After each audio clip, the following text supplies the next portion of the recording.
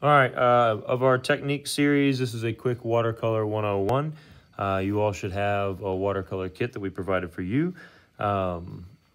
Make sure you take care of these. Don't be alarmed if you open it up, if the lid just happens to pop off. That's okay. You can slide it back into those slots, push down, it'll pop back in and hinge just fine.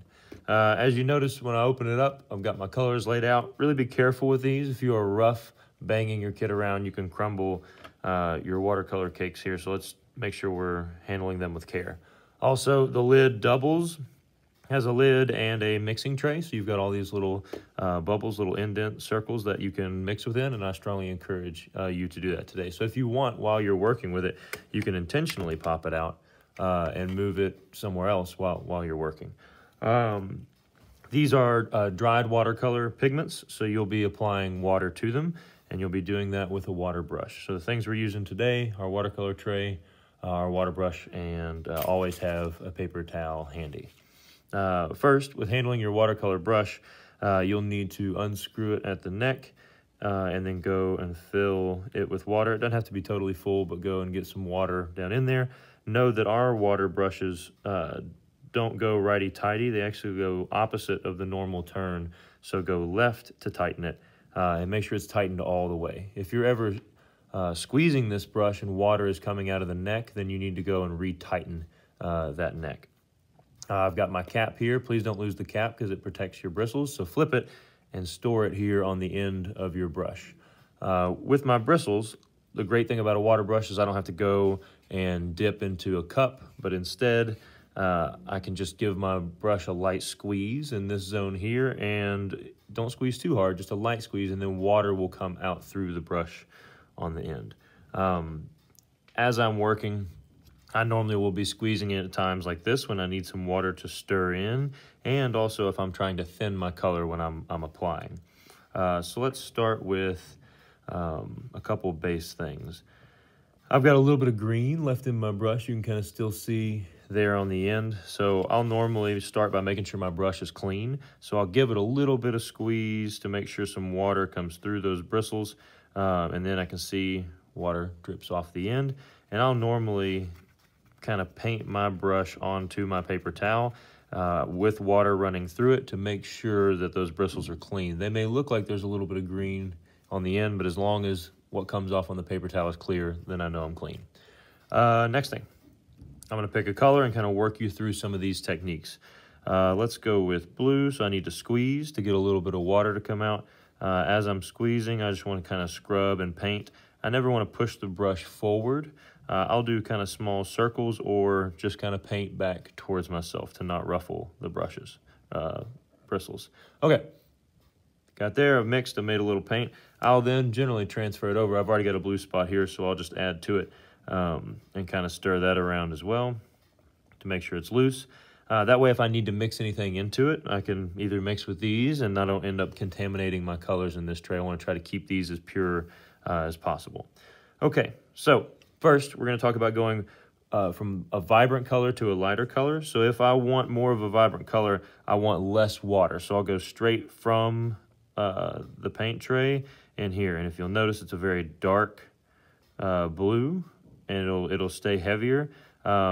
Ways that I can make it lighter: I can wait till there's less paint on my brush, or I can get some of this paint off of my brush, and that automatically makes it lighter. Another way is to get paint on my brush, and say it's dark like this. I can squeeze my brush to get more water in there to dilute my color, and then spread it out. And notice by spreading it out, it's also become a little bit lighter. And really, the more you spread, if I continue to widen that zone and spread it wider and wider, it'll get lighter and lighter. So if you're looking for a really dark, vibrant color or a bright color, hit it straight from the tray. And if you're wanting to go like a middle tone, then go from the tray and squeeze and add a little bit of water to it. And if you want to go really light, I'll get a little bit of paint on, and sometimes even kind of take some of it off onto my paper towel and then come and spread it thin to get an even lighter color. This middle one would be considered more of just like a light wash. All right, lifting and blotting. Say you're working. Say I've got blue here, and I accidentally get a color in an area where I don't want it. So say I've got that blue mark there, and it's not what I was expecting. If you act quickly before it totally dries, and there's still a chance to salvage it even if it does dry, but what I would normally do is try to clear my brush out. So I'm squeezing water through it and scrubbing to get this blue off until my water runs clear. And then my next move is going to be squeezing water through my brush and scrubbing this zone. So it's going to spread out. It's going to look like it gets worse, but I'm going to need to scrub with the bristle tips on that zone, and then quickly, before it dries, take my paper towel and press on that spot, and then lift, and it's a lot lighter than it was before, and I can come in with a clean part of my paper towel and dab more of it off. So I consider that to be a lift. It's not a complete eraser, but it can really save you in some tight spots from leaving that darker mark. That's why we always want to keep that paper towel handy. All right, moving on. Layering. If I did this earlier and it's already dried, I love doing this for doing like a base layer wash, like a lighter color like this, and then coming back over it. So I like to use the layering for adding and applying textures, or clearly divided areas. So if I have this light green as a background, and maybe this is like a part of a grassy setup, I would do this lighter color wash. And then I would bring in potentially a darker green. So I can get a darker green by just choosing a darker green out of the tray and maybe not thinning it as much with water. So that's one route to get a darker green. So I'll scrub, a little squeeze to bring the water in, scrub this one around, bring it in the tray. You can see now just by mixing in the tray, it's definitely a little bit darker. But say I wanted to darken it some more, this is where I could start to mix other colors. I can always add black to make something darker. But if I'm gonna change colors, once again, I rinse my brush, make sure that it is clean. Once I'm clear there, I'll slide up. I could always take this black here on the end and add it in, and it would darken my green 100%. Other ways to darken a green, you can come in and add some blue, or you can even add a little bit of purple to it. I prefer either blue or the black. So I'm going to bring a little bit of blue to it, stir it in, and we'll see what it looks like. So I've got that darker green there. Add that in. It should take it just a little bit of more of a hunter green. All right, so I've got my green prepared. Pretty much always, if I'm going to make a small mark and not just doing a big area, I don't want a big blob of water on the end of my brush. You can do this a couple ways.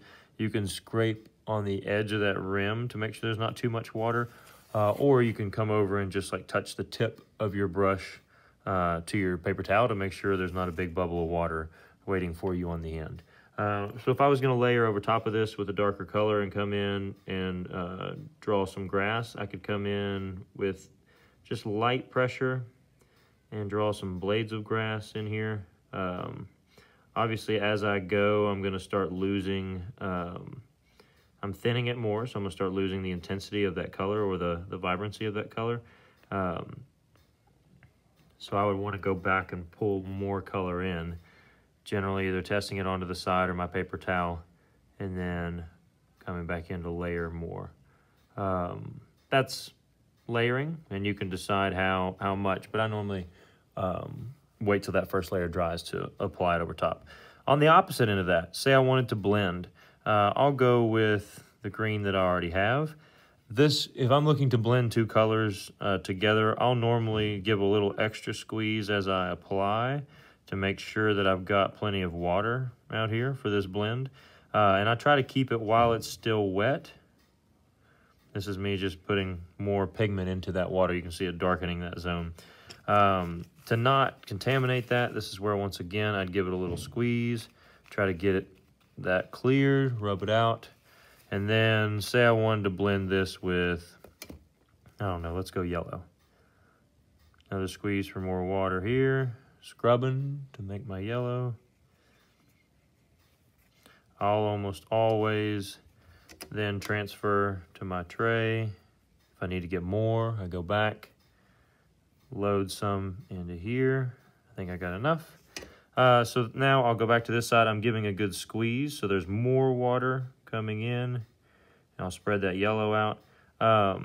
You can start to bleed these in, and you'll kind of see how once the water hits, it just kind of will start absorbing into both sides. I try to help that along by scrubbing a little bit. You can see the two come together to make a nice green.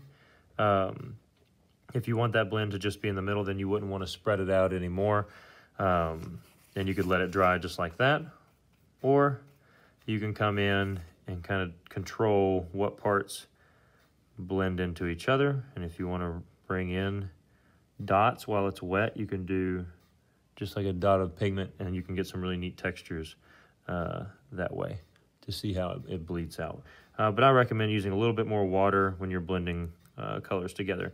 It is okay if there's water sitting on the page like this, as long as I take the time to not tilt my page when I pick it up, but let it dry as it is. Then it's got a good chance of remaining the nice blend that I have here. Okay. Moving on, texture and control. To me, it all has to do with pressure. So this is, when I was doing these grass textures, I'm gonna come in with a new color here. I'll pull some purple. And the amount of pressure I apply. So if I look at my bristle, if I keep very light pressure, I can give a very thin line. If I give heavier pressure, if I bend that brush more, then I will get a fatter line. So showing that you have control in this zone, just practice a few where I'll go very light pressure and see how thin of a line I can draw. And sometimes it takes a little practice to get a really thin one.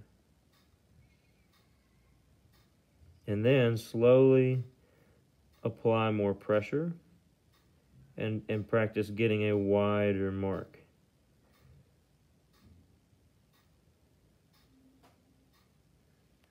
I just like to practice that for control's sake, to show that when I need those thin lines, I can remember just to give it light pressure. And when I need those fatter lines, I can remember to give it a little bit of a push down so that brush expands out onto the page. All right. Cleaning, just remember, I'm always cleaning my brush. I'm squeezing a little bit of water into it. I scrub until that water that comes off the brush is clear. And then from there, I'll reassemble my kit. I'll put my lid back on. If I have puddles, like a lot of water sitting in these here, then I can just let it dry open, and that's totally fine. I would take that over closing this and dumping my colors into my palette. So I'm just gonna leave that open to dry.